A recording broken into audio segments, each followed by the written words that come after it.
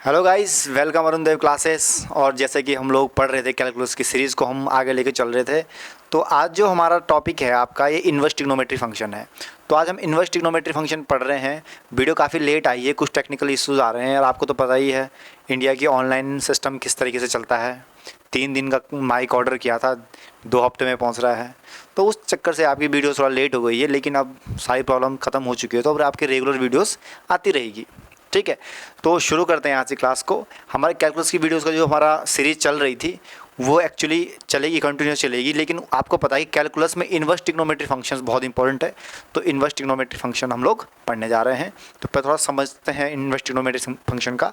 आज थोड़ा बेसिक पढ़ते हैं इन्वर्स ट्रिग्नोमेट्री का, फिर आपके 2 वीडियो में इसको ख़त्म कर देंगे पूरे अच्छे तरीके से, जिससे कि आपका इन्वर्स ट्रिग्नोमेट्री का चैप्टर है वो भी फिनिश हो जाएगा और इसके साथ साथ आपका कैलकुलस भी खत्म हो जाएगा। ठीक है, तो शुरू करते हैं आज का। देखो, इन्वर्स ट्रिग्नोमेट्री फंक्शन में सबसे पहले आपको पता होना चाहिए कि ये चीज़ इसको लिखते किस तरीके से, डिनोट किस तरीके से की जाती है। तो मैं आपको बता दूं सबसे पहले।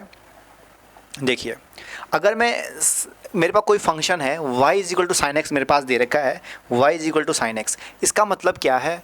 ठीक है, और यहाँ पे जो दे रखा है y is equal to sine inverse x, इन दोनों का मतलब क्या है? देखो, साइन इनवर्स का मतलब होता है ना, यदि मैं करता हूँ y इज इक्वल टू मेरे पास साइन ऑफ एक्स है, साइन ऑफ एक्स है, तो बच्चों एक्स मेरे पास यहाँ पे कोई एंगल है थीटा, क्या है? Angle theta. तो इस थीटे को कैसे डिटरमाइन हम लोग करते हैं? Then we can write x is equal to sine inverse y, sine inverse y, ऊपर पावर -1 हो जाती है, इसी को हम क्या कहते हैं? आपका इनवर्स कहते हैं। Is that clear? और यही हमारे पास क्या होता है? Inverse trigonometry function. Inverse trigonometry function मतलब नॉर्मल ट्रिग्नोमेट्री से थोड़ा हटके जो हम पढ़ते हैं वो होता है इनवर्स ट्रिग्नोमेट्री फंक्शन। एंगल्स में कोई इफेक्ट नहीं पड़ता है, बस किसी फॉर्मूले होते हैं वहाँ पे थोड़ा सा चीज़ें अलग हो जाती है। वो भी मैं आपको एक ईजी तरीका बताऊँगा कि किस तरीके से आपको फॉर्मूले भी याद करने हैं। क्लियर हो गया? तो शुरू करते हैं। देखो, y equal to sine x क्या होता है? तो x is equal to sine inverse y हो जाता है। आपका जो फंक्शन है वो इंटरचेंज हो जाएगा। फंक्शन क्या हो जाएगा बच्चों? इंटरचेंज हो जाएगा। ठीक है, और हम क्या करते हैं यहाँ पे थीटा की वैल्यू निकालते हैं, क्योंकि x हमें सब्स्टिट्यूट रखना पड़ता है। ठीक है, तो यही हमारे पास क्या होता है? Inverse trigonometry function. तो ये वाला पार्ट जो मेरे पास है इनवर्स साइन है और ये मेरे पास नॉर्मल साइन है। ठीक, और डिनोट कैसे करेंगे? y is equal to sine inverse x, मतलब आपकी पावर यहाँ पे क्या रहेगी? नेगेटिव रहेगी।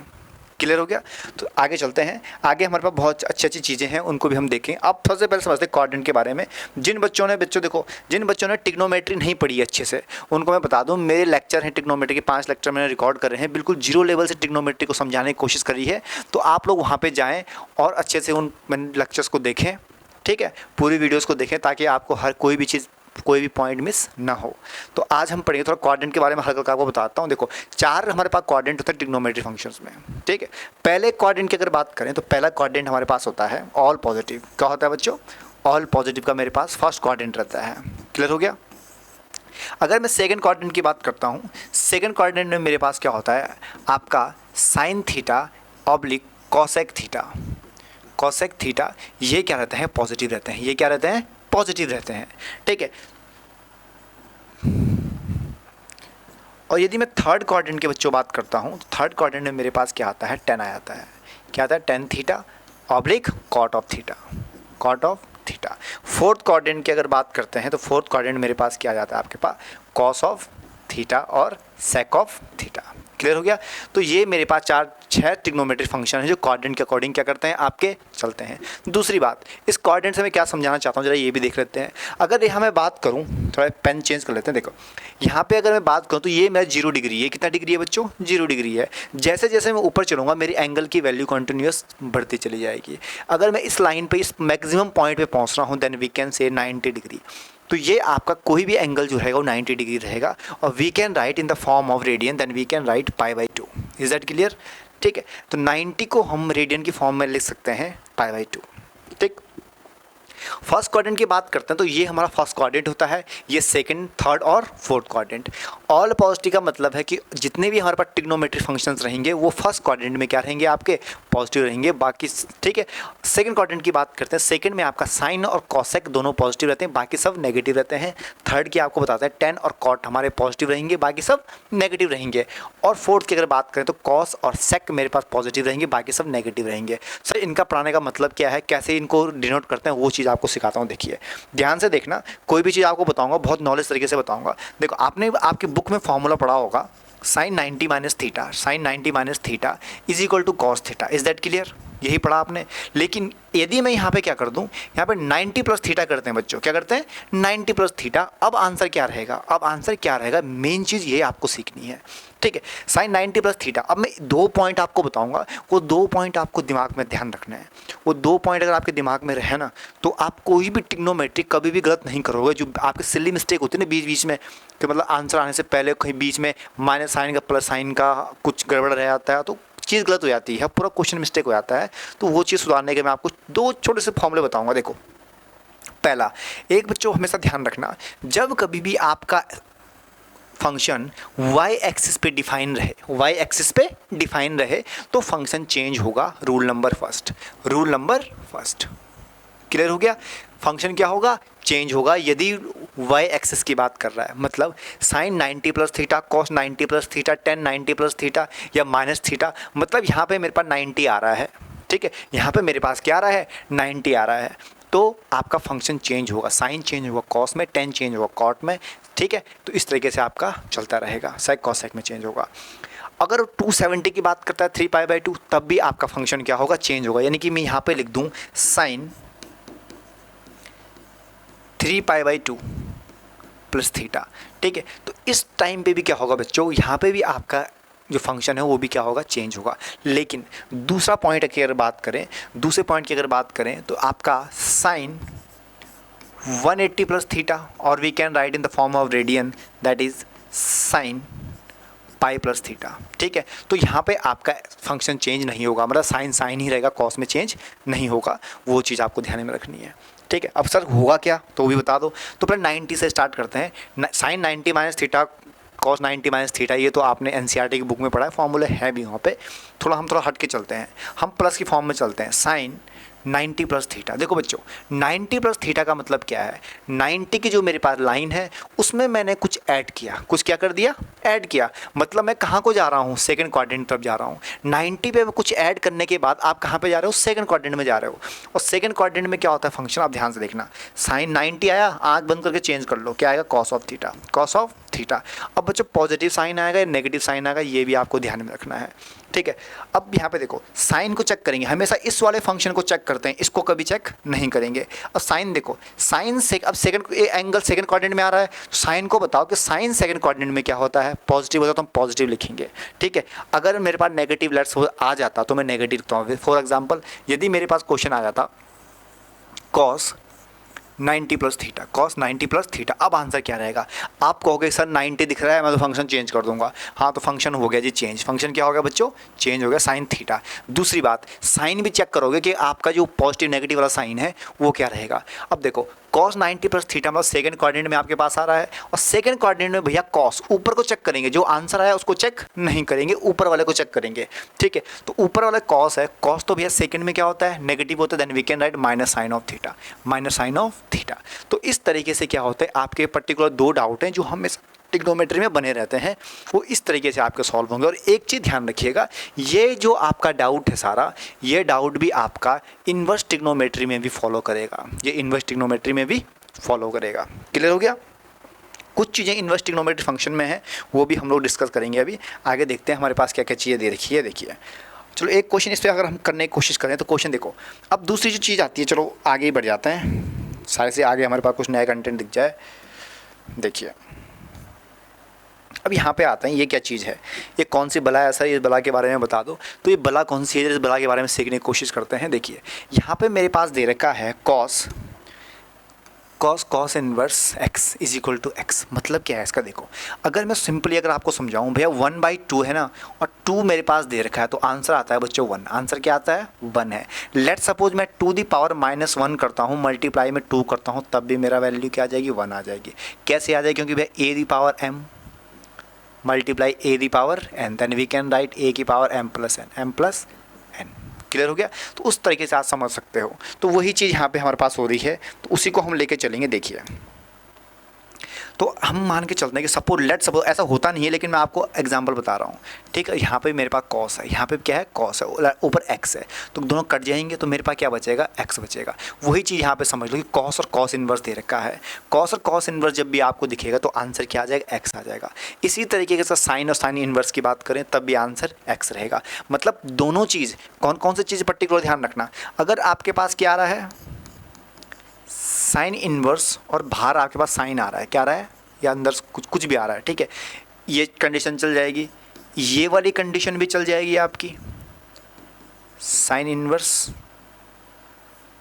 एक्स, ये कंडीशन भी चल जाएगी। लेकिन बच्चों ये कंडीशन नहीं चलेगी, आप ध्यान रखिएगा इस चीज़ का। साइन इन्वर्स और अंदर भी इन्वर्स आ गया बच्चों, तब भी आपकी ये कंडीशन काम नहीं करेगी। सिर्फ इन दो केस में ये कंडीशन काम करेगी, और ये साइन में भी काम करेगी, कॉस में भी काम करेगी, और टेन में भी काम करेगी, कॉट में केस में काम करेगी, हर केस में आपका काम करेगी।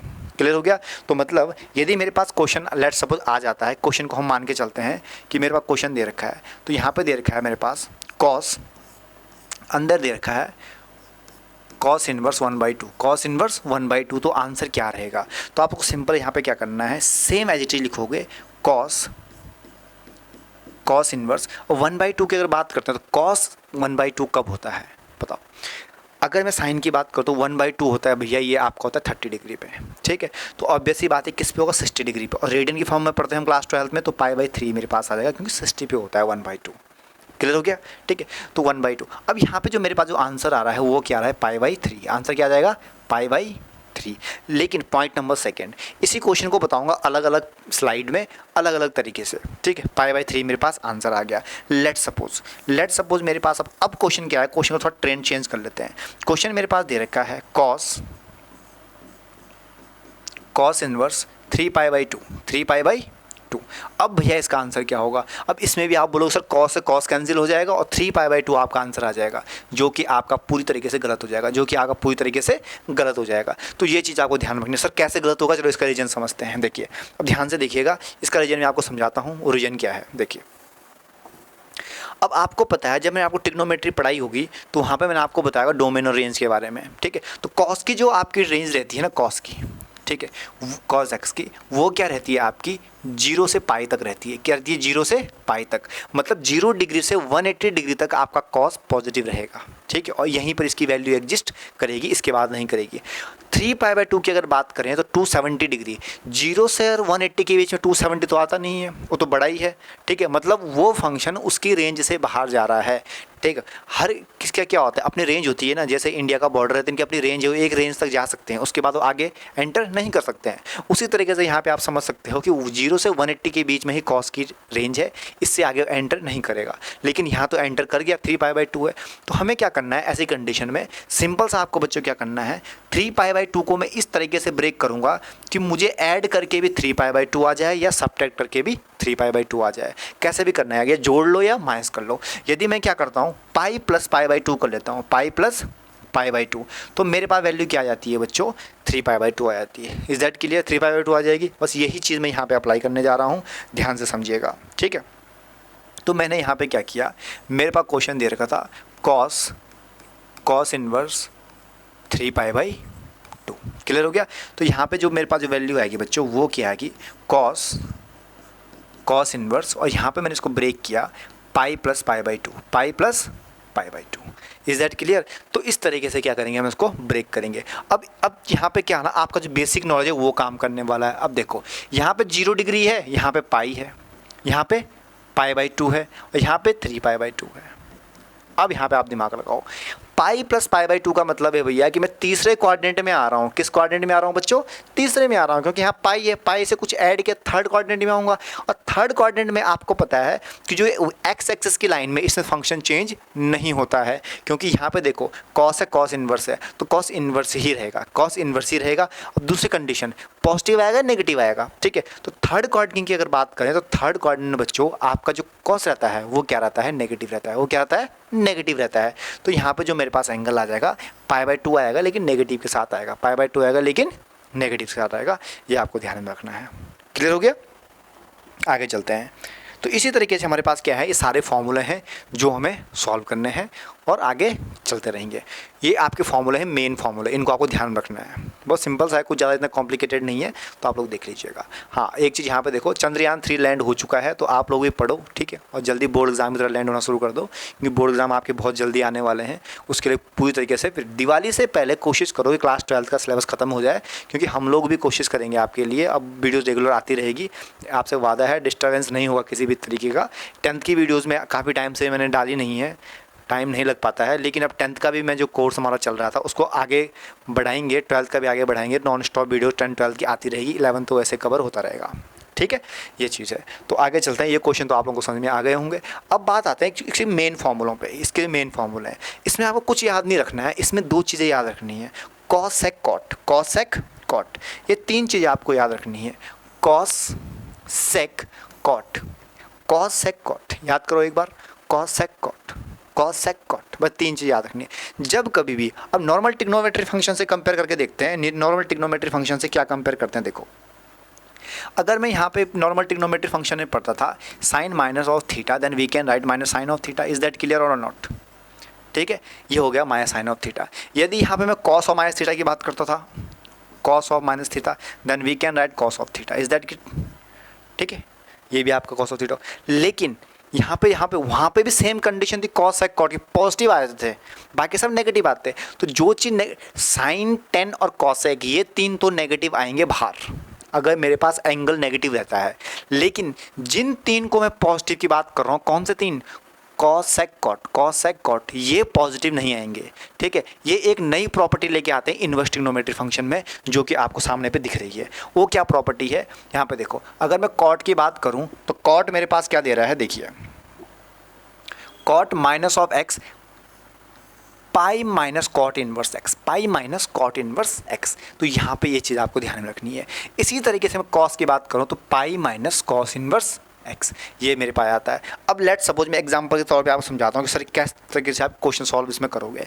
अगर मेरे पास क्वेश्चन यहाँ पे आ जाता है, मैं यहाँ पे मान के चलता हूँ कि मेरे पास कॉट आ गया minus pi by 3, minus pi by 3। अब बताओ सर आंसर क्या रहेगा, अब क्या आंसर होगा, ठीक है। और यहाँ पे कॉट आपके पास दे रखा है और बाहर मैं लेता हूँ आपके पास, या इसको चलो इसको इन्वर्स कर लेते हैं, बाहर कॉट लेते हैं, बाहर कॉट आ गया। सर अब आंसर क्या होगा ये चीज़ बताओ। अब आप बोलो सर कॉट से कॉट कैंसिल हो जाएगा और आपका आंसर आ जाएगा minus pi by 3, minus pi by 3। और वी कैन से, यदि मैं यहाँ पर कॉट पूरी तरीके से रिमूव कर दूँ, अब बताओ सर अब आंसर क्या होगा।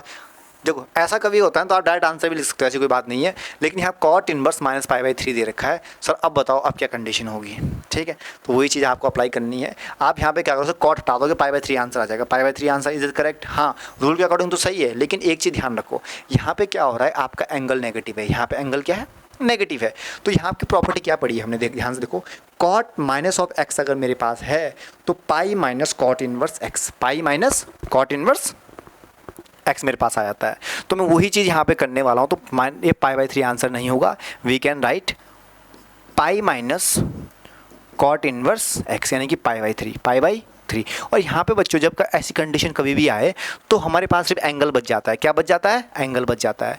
तो यहाँ पे जो हमारे पास आंसर रहेगा pi minus pi by 3, pi minus pi by 3, यानी कि 2 पाई बाई 3 मेरे पास क्या आ जाएगा बच्चों, आंसर आ जाएगा।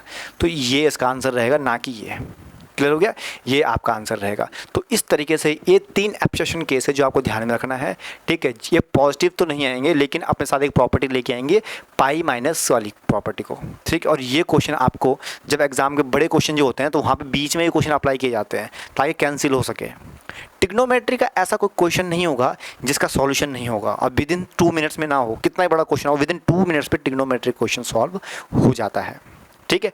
बस हाँ, अब बच्चे अटकते हैं तो कहाँ पे अटकते हैं, फॉर्मूलों पे। अगर आपके फॉर्मूले प्रॉपर्टीज़ क्लियर है ना तो गारंटी के साथ मैं लिख के देता हूँ आपका ट्रिग्नोमेट्री का कभी मार्क्स नहीं कटेगा। क्योंकि आप क्लास 12 की जो पूरी कैलकुलस है, या आप कह सकते हो पूरी जो न्यू है ना मैथमेटिक्स की, ठीक है, जो बिम होते हैं ना, मकान बनने से बिम लगते हैं, तो पूरी मकान का जो वेटेज होता है वो उनके ऊपर होता है। उसी तरीके से अगर बात करें तो पूरी जो मैथमेटिक्स है आपकी, अप्लाइड मैथमेटिक्स तो नहीं है पर प्योर मैथमेटिक्स कह सकते हो, वो आपकी ट्रिग्नोमेट्री बेस है क्लास 12 तक का। उसके बाद तो खैर अलग सिलेबस चले जाता है, ठीक है। तो आपको ध्यान रखना ट्रिग्नोमेट्री को क्लियर होना बहुत जरूरी है। तो जिन बच्चों ने ट्रिग्नोमेट्री को बेसिक से पढ़ना है वो बच्चे मेरी प्लेलिस्ट में जाएं, क्लास 10th की या आपको 11 12 मिक्स कर रखा है मैंने सारा, ठीक है। वहाँ पे आपको बेसिक से ट्रिग्नोमेट्री सीखने को मिल जाएगा, वहाँ जाके आप चेक कर सकते हो। क्लियर हो गया। तो इस तरीके से यहाँ पे क्या किया जाता है बच्चों, क्वेश्चन को सॉल्व किया जाता है। अब आप लोग सर कुछ क्वेश्चन भी सॉल्व कर देते आप तो ज़्यादा मेहरबानी होती, तो बिल्कुल आप पे बिल्कुल मेहरबानी होगी, हम मेहरबानी करने के लिए यहाँ पे बैठे हैं, तो आप पे मेहरबानी होगी, आप टेंशन ना लें। पहला क्वेश्चन देखो, find the value of sine inverse pi by 6। तो भैया उसका कुछ नहीं है, तो आंसर साफ साफ दिख रहा है, यहाँ पे दे रखा है sine inverse sine pi by 6।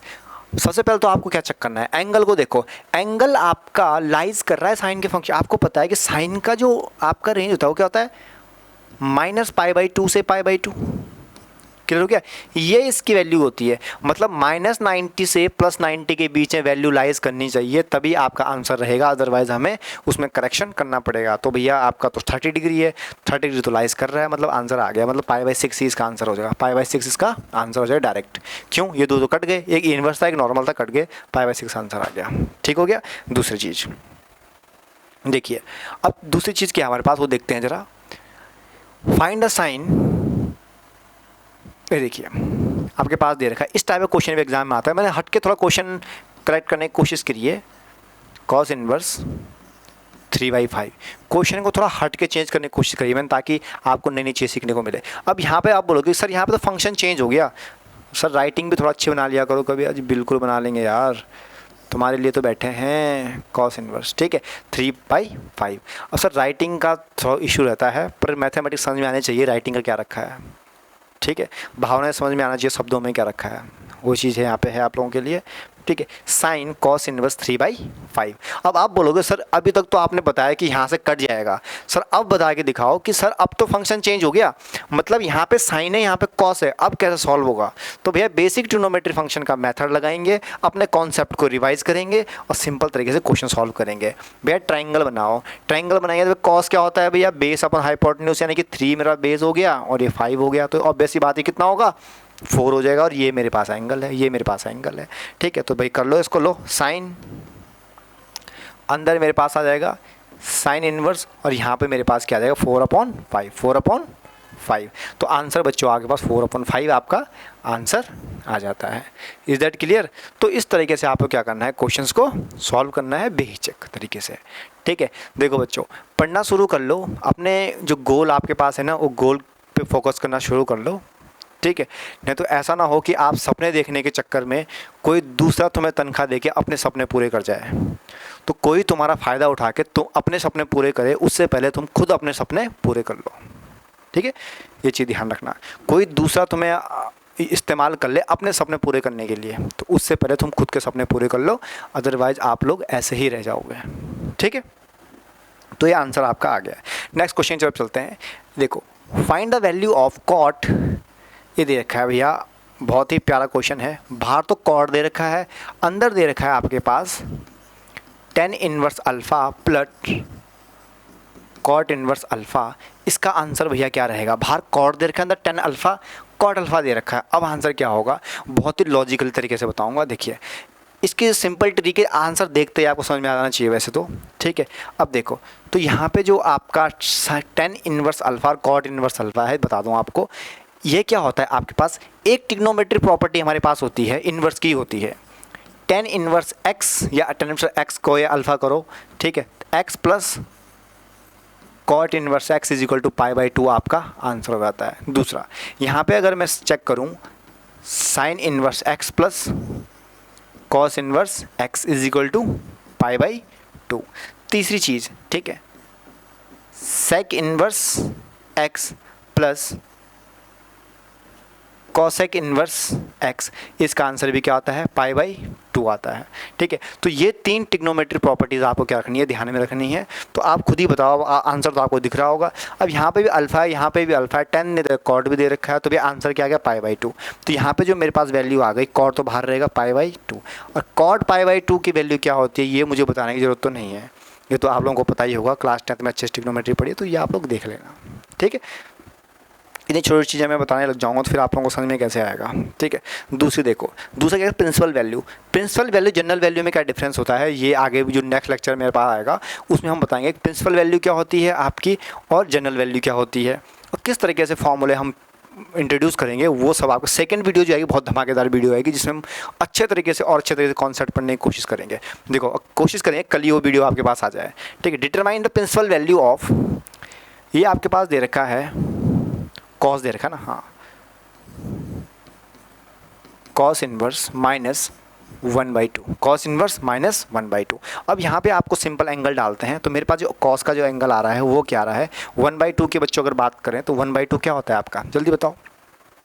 1/2 value कब होगी, तो ऑब्वियसली बात है π/3 पे होगी, तो π/3 मैंने लिखा नेगेटिव के साथ। और एक प्रॉपर्टी हमें थोड़ी देर पहले जस्ट पढ़ी है, वो क्या पढ़ी है आपके पास, cos inverse minus of x, then we can write pi minus cos inverse x, यही पढ़ी थी, ठीक है। यही चीज़ अप्लाई करेंगे यहाँ पे, यही चीज़ जब बच्चों हम लोग अप्लाई करेंगे तो हम लोगों के पास जो आएगा वो क्या आ जाएगा पाई माइनस π/3, तो पाई माइनस π/3 यानी कि 2π/3 मेरे पास आंसर आ जाएगा, जो कि हमने पहले भी सॉल्व किया था, ठीक है। तो इस तरीके से क्या किया था, क्वेश्चंस को सॉल्व किया जाता है। तो आप लोग देखते रहिए, अगले जो हमारे पास जो वीडियो आएगी उसमें हमारे क्वेश्चंस आएंगे, बहुत अच्छे अच्छे क्वेश्चन आएंगे और आपके जो फॉर्मूले हैं उनको भी हम जरा गौर फरमाएंगे उन पर, और बहुत अच्छी वीडियो आने वाली है सेकेंड वाली। तो तब तक के लिए आप हमारे साथ जुड़े रहें, वीडियो को लास्ट तक देखते रहें ताकि हर कॉन्सेप्ट आपको समझ में आ जाए। और वीडियो पसंद आ रही है, आपको पढ़ाने का तरीका अच्छा लग रहा है तो वीडियो को शेयर भी करें, लाइक शेयर एंड सब्सक्राइब करना तो बिल्कुल भी ना भूलें। तो मिलते हैं आपको नेक्स्ट वीडियो में। Thanks for watching, thank you so much.